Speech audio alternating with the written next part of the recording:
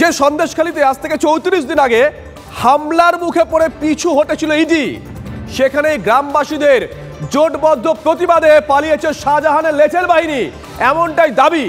এমনই তারা আজ পালিয়ে ভুটভুটিতে উঠলেন তৃণমূল কংগ্রেস কর্মীরা, কেউ বা জলে ঝাঁপ দিলেন। শাহজাহান ঘনিষ্ঠ তৃণমূল কংগ্রেস নেতা উত্তম সর্দারের ডেরায় ঢুকে লাঠি সোটা নিয়ে তার উপর চড়াও হন গ্রামবাসীরা। পুলিশ কোন রকমে উত্তমকে উদ্ধার করে। এর মধ্যেই শুরু হয় তৃণমূল নেতা শিবু হাজরা উত্তমের মাছের ভেড়ি পোল্ট্রি ফার্মে ভাঙচুর। দুই নেতার পোল্ট্রি ফার্মে আগুন লাগিয়ে দেন গ্রামবাসীরা, যেমনটা খবর পাওয়া গেছে। উত্তমের গ্রেপ্তারি দাবিতে রাত পর্যন্ত বিক্ষোভ চলে গোটা গ্রাম জুড়ে। ছবি দেখাচ্ছি দেখুন। ইডি আক্রান্ত হয়েছিল 5ই জানুয়ারি, আজ থেকে 34 দিন আগে। আর গতকাল আমরা দেখলাম জনরোষ। সেদিনকে যারা ইডিকে বাধা দিয়েছিল সেই শাহজাহানের লেঠেল বাহিনী কার্যত গতকাল গ্রামবাসীদের তাড়া খেয়ে পালিয়ে যায়, যেমনটা দাবি করছেন অনেকেই।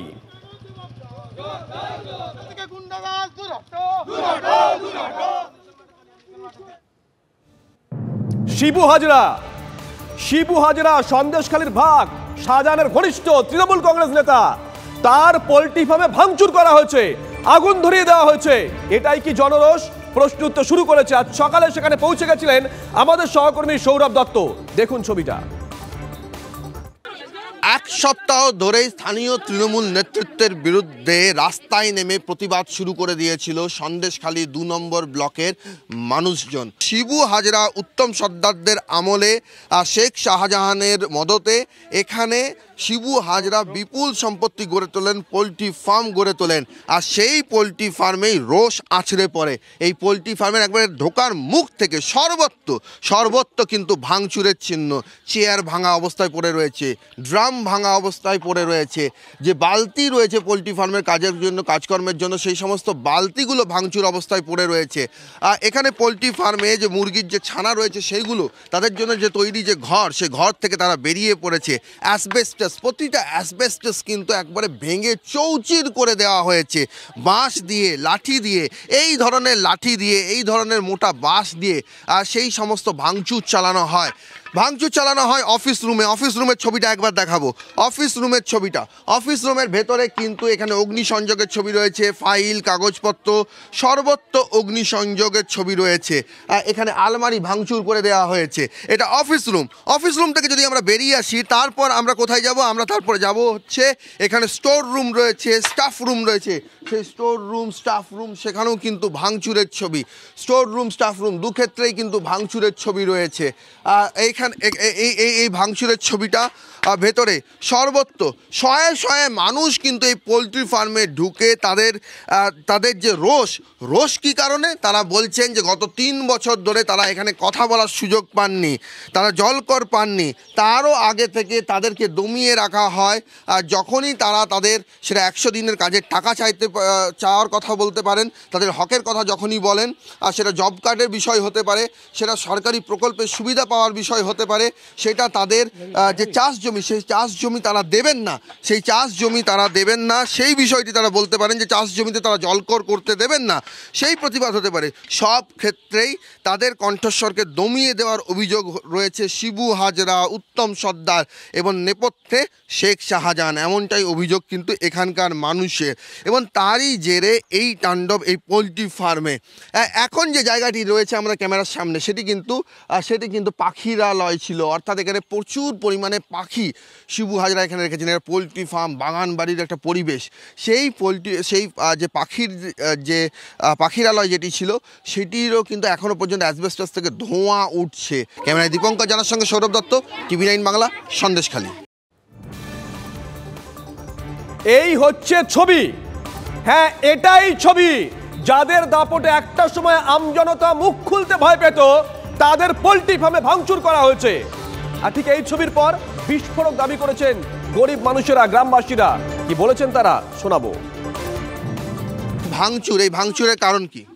ভাঙচুরের কারণ এই 13 বছর ধরে অত্যাচারিত হচ্ছে।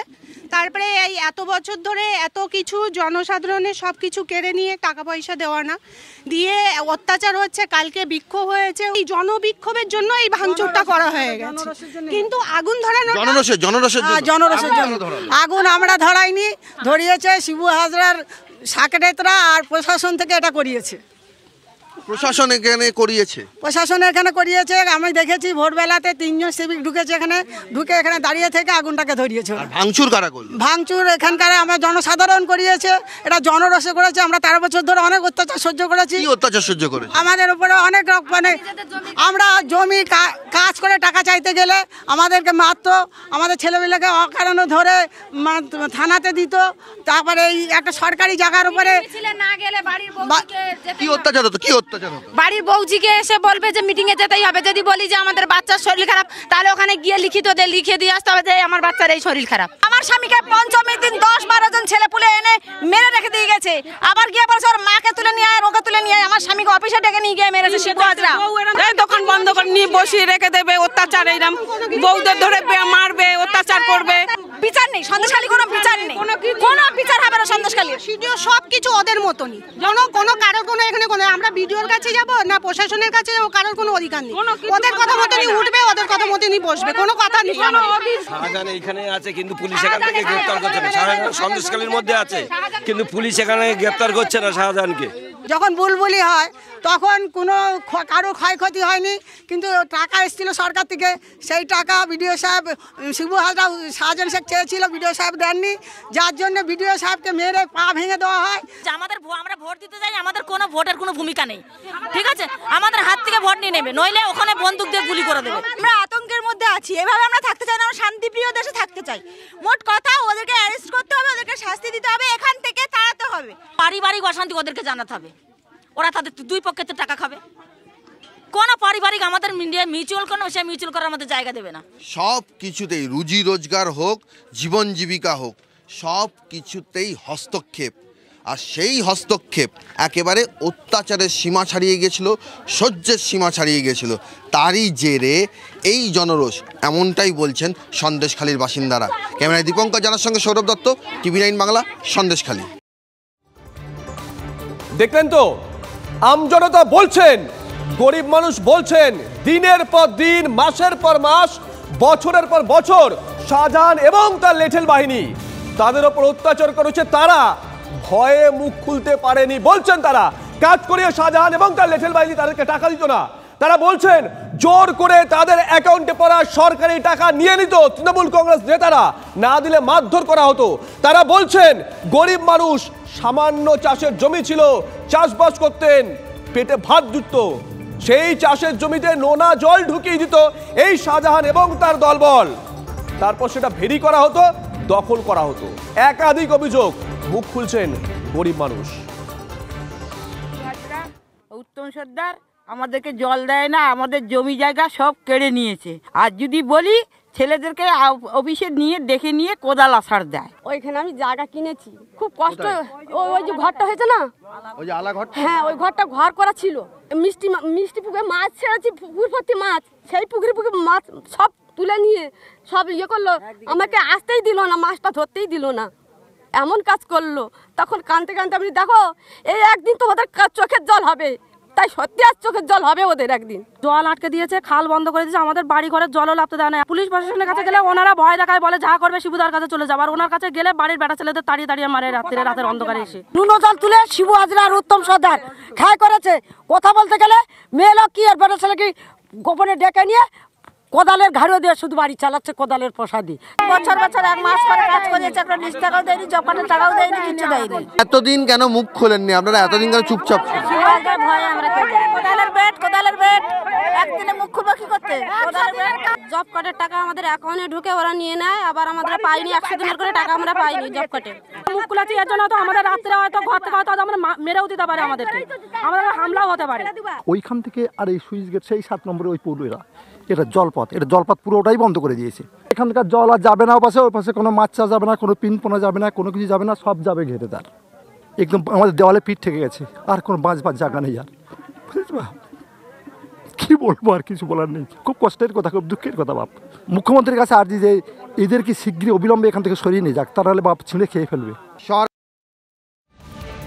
শুনলেন তো, এই বক্তব্য আজকের নয়, ধারাবাহিকভাবে 1 সপ্তাহ ধরে আমজনতা ক্ষোভে ফুঁসেছে। সন্দেশখালীর বিভিন্ন ব্লকের সাধারণ মানুষ তারা রাস্তায় নেমে প্রতিবাদে সামিল হয়েছে। আর গতকাল বোধহয় তারই একটা ছবি ফুটে উঠলো গোটা সন্দেশখালী জুড়ে। আচ্ছা, প্রশাসন বলে কি কিছু আছে? যদি থেকে থাকে তাহলে কি জল মাপতে প্রশাসন ভুল করেছিল? রাজ্যের শাসক দল তারাও কি ভুল করেছিল? বুধবারের ঘটনা প্রবাহ সেই কথাই বলছে। একই সঙ্গে 5টা ভিন্ন ছবি দেখাচ্ছি, দেখুন। এলাকায় জনতা প্রতিরোধ গড়ে তুলছে। শিবু হাজরার পোল্ট্রি ফার্ম ভাঙচুর করা হয়েছে। তারা খেয়ে নদীতে তৃণমূল কংগ্রেস কর্মী। কার তারা খেয়ে? আমজনতার তারা খেয়ে। রাতে আগুন লাগিয়ে দেওয়া হয় পোল্ট্রি ফার্মে। এই হচ্ছে ছবি। অভিযোগ উঠেছে গতকাল তৃণমূল কংগ্রেস সেখানে একটি মিছিল করে, সেখান থেকে আমজনতার উদ্দেশ্যে কটূক্তি ছড়া হয়, আর তারপর বিকেলে আমজনতা ঝাঁটা হাতে মিছিল করে এরই প্রতিবাদে। বিরাট সম্পত্তি এই শিবু উত্তম শাহজাহানদের, ধারাবাহিকভাবে আমরা সেই খবর দেখিয়ে এসেছি আপনাদের। শিবু হাজরা তার ভেরিতে পৌঁছে গেছিল জনরোষ, আর তারপরে ছবিটা দেখুন। তারা এতদিন চুপ ছিলেন, সাধারণ মানুষ বলছেন দেওয়ালে পিঠ থেকে গিয়েছে। তাই দেওয়ালে পিঠ থেকে যাওয়ার পর তাদের যে রোষ বুধবার, সেই রোষ আছড়ে পড়েছে এই মাছের ভেরির ওপরেও। দেখলেই বোঝা যাচ্ছে অ্যাসবেস্টস ছাদ একেবারে আস্ত নেই, সব কটা গুঁড়ো গুঁড়ো করে দেওয়া হয়েছে। একটা পাম্প রয়েছে, সেই পাম্পও কিন্তু ভেঙে ফেলা হয়েছে। ভেতরের দিকে একটি পাম্প রয়েছে, একটা দ্রুত আসতে বলবো দীপঙ্কর জানাকে। এখানে যে দ্রুত যে ভেরি, এখানে যে পাম্প রয়েছে, সেই পাম্পটা পর্যন্ত এখানে কিন্তু ভেঙে ফেলা হয়েছে। যে সাবমার্সিবল পাম্প, সেই সাবমার্সিবল পাম্প কিন্তু এখানে ভেঙে ফেলা হয়েছে। যে তক্তাপোষ সে সমস্ত আছড়ে ফেলা হয়েছে। জনরোষের কারণ এই যে এই খালটা সরকারি খাল, নোনা জল মানে চাষের জমিতে যাচ্ছে, আর চাষের জমির ধান ডুবে নষ্ট হয়ে যাচ্ছে। সাধারণ মানুষ ধান তুলতে পারছে না। এদেরকে মারধর করবে, বাড়ির লোকজন তুলে নিয়ে গিয়ে মারবে, ধরবে। আমরা কি করবো বলো? আমরা এর আগে ভয়ে বলতে পারিনি, এখন এই হচ্ছে কি উদ্যত হতে হচ্ছে কি চাপ ছিল, যার জন্য ভয়ের কারণে বলতে পারিনি। এখন এই সেই ভয়টা আমাদের ভেঙে গেছে, পিঠে দেল ঠেকে গেছে। আমরা চাষের জমি চাই, আমরা আমাদের সরকারি খাল ছেড়ে ও ঘের করছে, ঘের করুক যাক, কিন্তু ঘের করছে ঠিক আছে, কিন্তু ও যে টাকা পয়সার লোককে দিচ্ছে না, জোর করে আমাদের চাষের জমিগুলো শেষ করে দিচ্ছে। কেন এটা করবে? এইটা আমাদের প্রতিবাদ। আইন তুমি জবাব দাও, কাজকর্ম কিছু নেই, এই আইনকে জবাব দিতে হবে। মুখ্যমন্ত্রী জবাব দাও, মুখ্যমন্ত্রী জবাব দাও, মুখ্যমন্ত্রী জবাব দাও। আর এই সমস্ত যে ভাঙচুর চললো এখানে, তাণ্ডব চলেছে এখানে, সেই ভাঙচুর কি দিয়ে করা হলো? সেই সমস্ত ভাঙচুর করা হলো তার যে অস্ত্র, সেই অস্ত্র হচ্ছে এই হাতুড়ি। একটা গাছের গুঁড়ি, সেই গাছের গুঁড়িতে বাঁশ ঢোকানো আছে ভেতর থেকে। ঢোকানোর পর সেটাকে পুরো একদম হাতুড়ির একটা শেপ দেওয়া হয়েছে, এইরকম একটা হাতুড়ির শেপ দেওয়া হয়েছে। এবার এই হাতুড়ি দিয়ে, এবার ভারী হাতুড়ি দিয়ে সাধারণ মানুষ এই সমস্ত অ্যাসবেস্টাস সম্পত্তির এই সমস্ত যে কাঁচ রয়েছে এগুলোর উপর আছড়ে ফেলেছেন তাদের রাগ, তাদের যত রাগ ছিল এতদিন ধরে, যা তাদের মধ্যে অবদমিত অবস্থায় ছিল, সেই সমস্ত রাগ এই সবের উপরে আছড়ে পড়েছে এই হাতুড়ি। এখানকার মানুষ বলছেন জনরোষের হাতুড়ি। ক্যামেরায় দীপঙ্কর জানার সঙ্গে সৌরভ দত্ত, TV9 বাংলা, সন্দেশখালী। নিরাপদ সর্দার, সন্দেশখালীর প্রাক্তন বিধায়ক, CPIM নেতা, তিনি দাবি করেছেন পুলিশের সমর্থনে শাহজাহান এবং তার লেঠেল বাহিনীর এই বারবারন্ত। আর বর্তমান তৃণমূল কংগ্রেস বিধায়ক সুকুমার মাহাতো এই অশান্তির দায় চাপিয়েছেন বিরোধী রাজনৈতিক দলগুলোর ওপরে। তিনি দাবি করেছেন CCTV ফুটেজ আছে, পুলিশ দেখছে কারা এই কাজ করেছে। তৃণমূল কংগ্রেসের বর্তমান বিধায়ক মেনে নিয়েছেন কিছু ভেরি নিয়ে অভিযোগ আছে, সেগুলো খতিয়ে দেখা হচ্ছে। আর আমাদের প্রশ্ন, যদি অভিযোগ থেকে থাকে তাহলে এতদিন কি করছিলেন? শুনুন। এর সাহায্যেই আজকের শিবু হাজরা এবং উত্তম সর্দার এরা ওই এলাকার গরিব মানুষের উপর আবার টর্চারিং অত্যাচার করার সুযোগ পেল। পুলিশ যদি ঠিকঠাক দায়িত্ব পালন করত তাহলে আজকের শিবু হাজরারা এই কাজ করতে পারতো না। শান্তিপ্রিয় জায়গা সন্দেশখালী, এত অত্যাচারের পরেও মানুষ কোনোদিন মুখ খোলেনি, কিন্তু অত্যাচারিত মানুষের দেয়ালে পিঠ থেকে গেছে, আর পিছুর দিকে সরার কোনো সুযোগ নেই। তাই শেষ পর্যন্ত সেই অত্যাচার প্রতিরোধ করার জন্য মানুষ ঘর থেকে বেরিয়ে এসেছে, মা বোনেরা ঘর থেকে বেরিয়ে এসেছে। তো এই ঘটনাটা তৈরি করেছে কিছুদিন ধরে। আমি যেটা শুনেছি ওখানে প্রাক্তন বিধায়ক তিনি এলাকায় ঘুরে ঘুরে মানুষকে উত্তপ্ত করেছে এবং বিজেপি কিছু নেতারা যারা পরিচিতভাবে যে ওখানে হিন্দু মুসলিম এইসব বলে তাদেরকে পরিচিত করে এবং উত্তপ্ত করে সন্দেশখালীকে আজকের এই ঘটনা ঘটেছে। আমরা যেদিন ইডি ঘটনা ঘটে 5 তারিখে তারপর থেকে আমরা চেয়েছি সন্দেশখালী শান্ত থাকে এবং তারপর কোনো ক্ষোভ বিক্ষোভ কিছুই আসেনি। এই ঘটনার পরে যখন মানুষ বিক্ষোভ করেছিল আমরা বলেওছিলাম যে আমরা বসে তাদের কাগজ দেখে তাদের টাকা দেওয়ার ব্যবস্থা করে দেবো। উত্তমের নামে যে অভিযোগটা উঠছে, উত্তম একটা আদিবাসী ছেলে, আর আদিবাসীরা এই বিক্ষোভ করছে, এটা ভুল কথা। এখানে যারা কাল গণ্ডগোল করেছে তারা সিসিটিভি ফুটেজ আছে এবং থানা সেই সিসিটিভি ফুটেজ পেয়েছে। এসপি কাল রাত্রে এসছেন। আমার মনে হয় সিসিটিভি ফুটেজ দেখলেই বোঝা যাবে কারা এর সঙ্গে জড়িত, কারা এই মুভটা তৈরি করেছে এবং ইচ্ছাকৃতভাবে এটা করা হয়েছে। সন্দেশখালী যে মানুষগুলো থাকেন বেশিরভাগ শিক্ষিত মানুষ, চাকরিজীবী মানুষ সন্দেশখালী বাজারে, তারা এইসব তাদেরকে কিভাবে পরিচিত করা হয়েছে তারাই জানেন।